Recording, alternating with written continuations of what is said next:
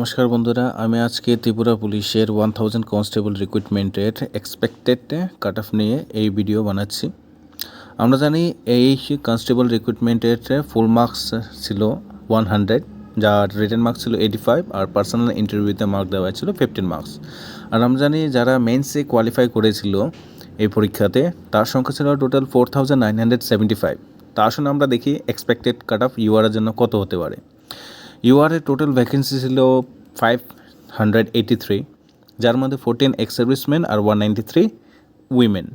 তো ইউআর মেলের জন্য cut off হতে পারে 62 to 65 আর ফিমেলের জন্য 58 to 61।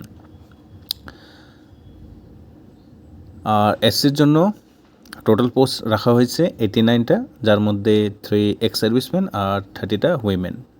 এক্সপেক্টেড কাট অফ হতে পারে মেলের জন্য 58 to 61 আর ফিমেলের 55 to 58।